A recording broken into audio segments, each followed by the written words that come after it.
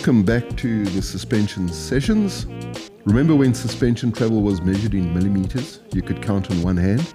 In episode 6 of Suspension Sessions, Robbie and I dive into legacy suspension, the forks and shocks that shaped the modern bikes, and the tips and tricks to keep these old school setups running smooth today. So there we go, Robbie, old school. Old school is cool, man, except for suspension. Thanks, Glenn, and welcome to RBC. It's great to have you back again. It's been quite a hectic week in between the last podcast and now. I've managed to ride Attakwas and also do some other riding.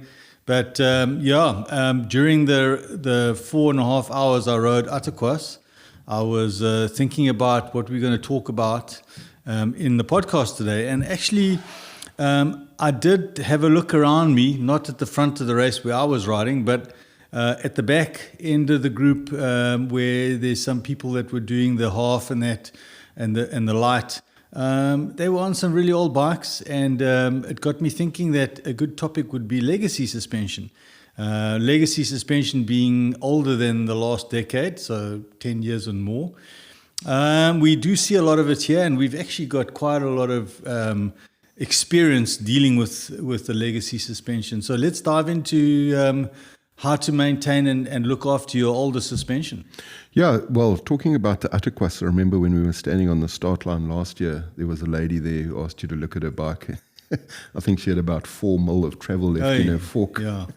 Seized just about solid. Generally it's just service issues. And actually, after the race, I actually was approached by a number of the pros that I was riding with, and we've actually set up a couple of sessions with them in the following week when I'm in Cape Town, just because they're having suspension issues. So it's not only everyday guys, it's the pros as well. And actually, they're more susceptible to suspension issues because they ride their bike so much. And if you'd listened to our previous podcast, you would have understood that service is a key. Yeah, absolutely. So what can we dive into today? Well, there's a couple of interesting suspension designs that have been on the market for a while, and I see them coming back for services all the time. And I would love to tell those folks that are riding those bikes to change the suspension, but unfortunately, in a lot of the cases, it's not able to, because the suspension has actually been designed around the bike and not the bike around the suspension. So, in the case of the Scott Genius from 2008, 2009, that had a pull shock on it, the TXC, I think it was, or TCR. Really nice shock for its day, but it's a pull shock. And all the shocks today are compression shocks. So when I talk about a pull shock, for it to work, the triangle at the rear has to actually expand, not collapse. So the shock shaft gets pulled out of the shock body at full extension. When the bike is completely compressed, the shock body is completely out of the shaft. And at rest, it's completely flat. So it works in reverse. In reverse, yeah. So, it's not something that you can just conjure up today to have it fitted. Also the older lefties, those forks are fantastic. The lefty ones, the previous lefties that still had the boot on the bottom, we still see them coming in, and the guys are absolutely crazy about them. And here we are sitting looking at one right now. I know. And the rear shock as well is also very unique. It looks like a 165, but it's actually a 150. That kind of stuff, you can't get spare parts anymore. So you can still get seal kits, that's easy. But the hardware side of things, when it wears out, it's tickets. And so what you're saying is it can still work well, but the challenge now is more support than performance. And like anything that's older, it needs a little bit more care and also a little bit more respect. And I think talking about that, I know a lot of guys are buying up the second-hand bikes, and they're buying them because they are getting them at a better price. But because the bike is a little bit older, it needs a little bit more care. And it's not because it's any worse than it was or any worse than the current crop of suspension out there, but it's just because it's a little bit older. And I think that generally speaking, if I look at what we were riding back in those days, in the 90s and the early 2000s, and what the suspension was designed for, to what we are riding today, it's very different. And so the suspension doesn't really match up to that. And a lot of it is also to do with the kinematics of the frames.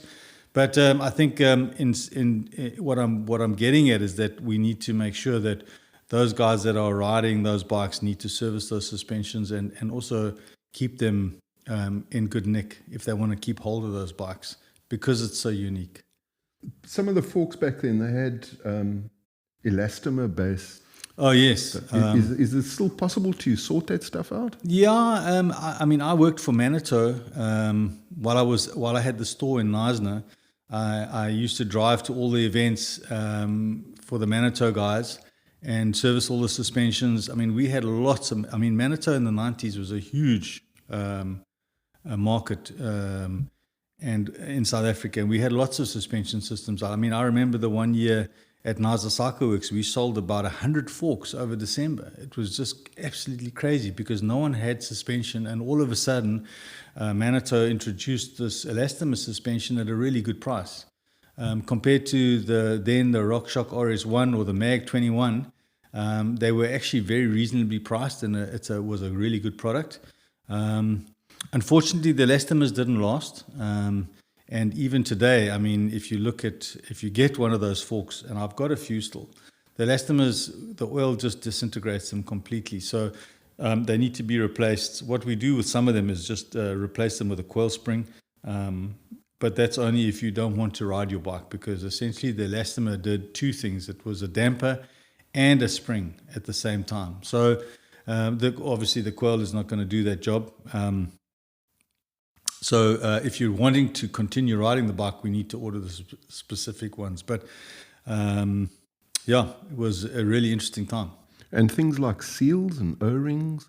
Yeah, seals and O-rings, unless it was very specific and made especially for that product, they generally are available on the market. Sometimes we need to look a little bit. But in saying that, we also go out of our way to make sure that we actually hold stock of a lot of legacy items. I mean, if you look at what stock we have for Fox and RockShox and Manitou, even Mazzocchi stuff, we go back a long way, actually, in holding that stock. I mean, we've still got CSUs, we've still got lower legs, we still got all of that stuff, non-boost, even quick release stuff, just so that, and of course, 26 inches.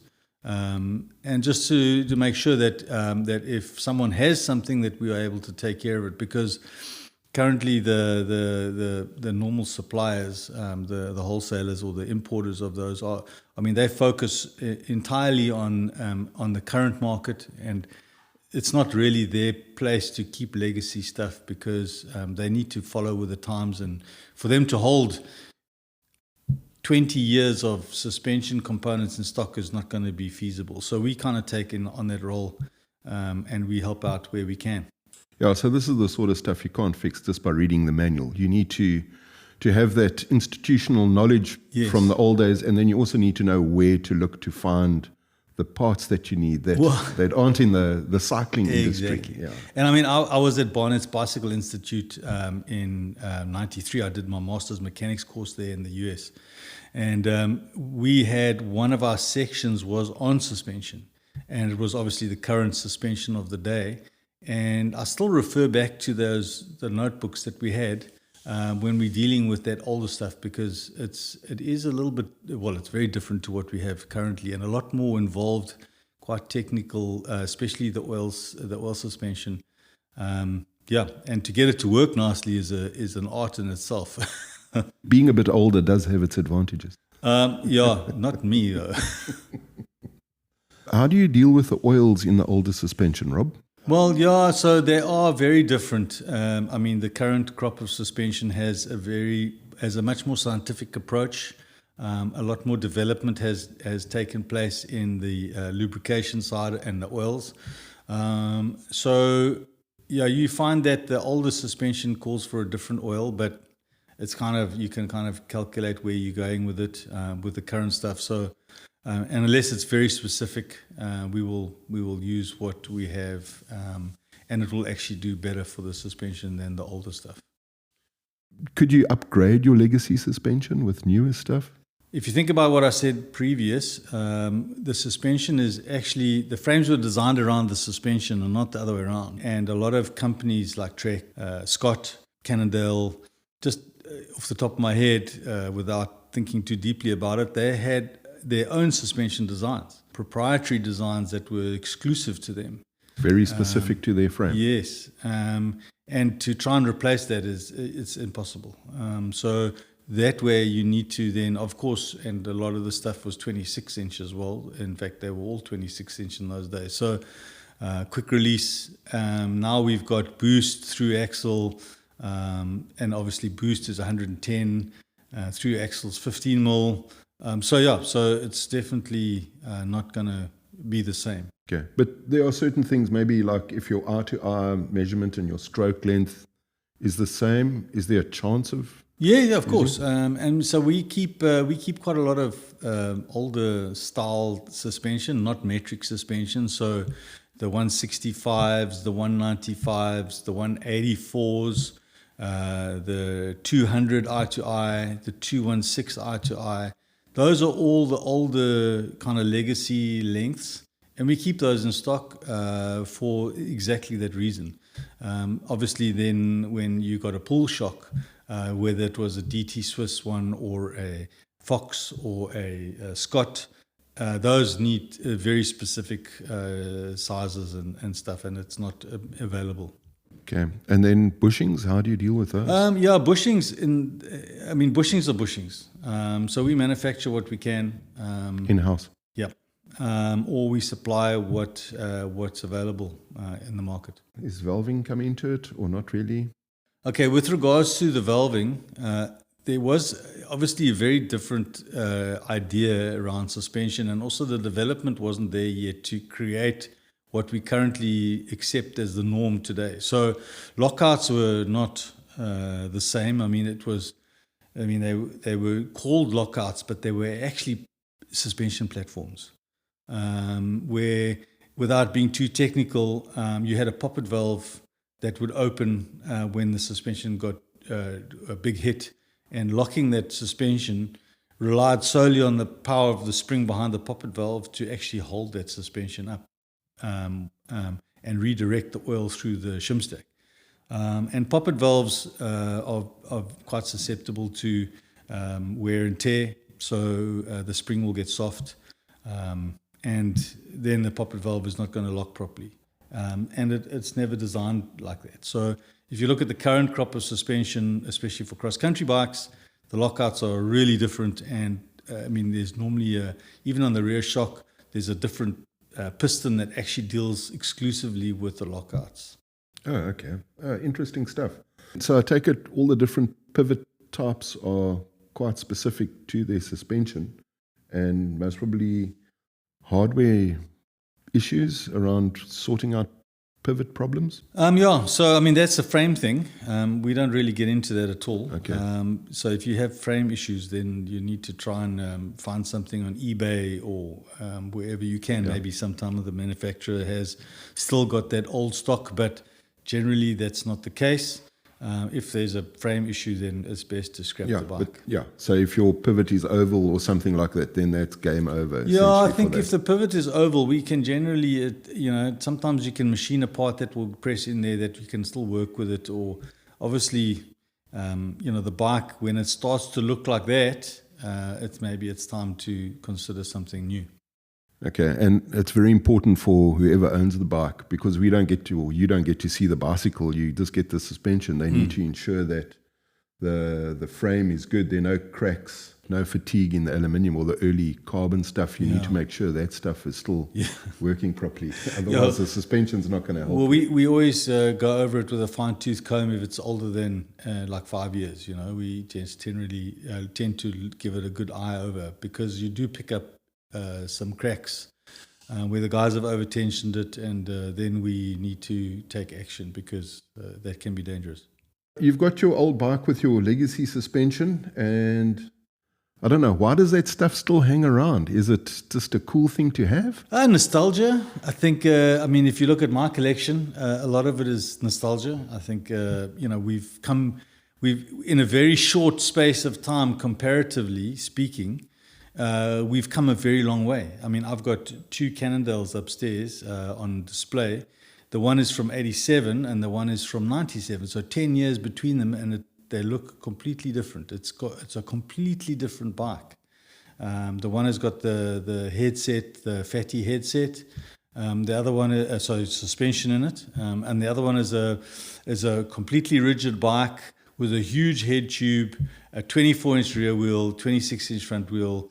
Obviously it was the M800, the Beast of the East, as they referred to, and it was designed for wooded riding, so in the forests and stuff like that, where you needed to bunny hop. The BB height was a little bit higher, but very different philosophy on what was acceptable. So if you had 40 mil or 60 mil, you were kind of lucky. You were on the leading edge of technology. Well, my the one Daniel bike, I competed in the World Champs in Vail in 94, and that frame that I got upstairs is made by Manitou, and it's 1.5 inches of travel on the back and 2.5 inches of travel on the fork on the front, elastomer. It's a beautifully machined frame, absolutely amazing, and at the time was really nice, but compared to today's bikes, you wouldn't even want to ride it. So interesting, but the old stuff can still work well. When I arrived here, you were working on that Manitou Bazooka. Yes, the old Manitou Bazooka, someone's Daniel bike. Yeah. And then you ran it on the dyno, and it actually didn't look bad. Yeah, no. The thing is, those days, the stuff was, very few were made, so it was generally handmade, hand-assembled. A lot of care was taken, and consequently the stuff tends to last a little bit longer and produce good results. And obviously, we, having dealt with the stuff, we kind of know where we're going and what we're doing. So we tend to get good results from the legacy suspension we deal with. Then I guess all that's left to say is legacy suspension isn't hard to maintain. It just requires knowledge, creativity, and respect for old engineering. And a little bit of elbow grease, because you got to go a little bit further than you would normally do you always got to make a plan. Yeah. And we're happy to do that, because, we can machine our own stuff, and we're happy to make a plan where we need to. Obviously within reason, but we won't give up on stuff just because it's old. Yeah, well, obviously time is money. So, but Rob, thanks for sharing the stories and the insight. It's always interesting to hear about where the stuff came from and how much it's developed in the past 15, 20 years. So thanks very much. Thanks, Ben. See you at the next one. Cheers,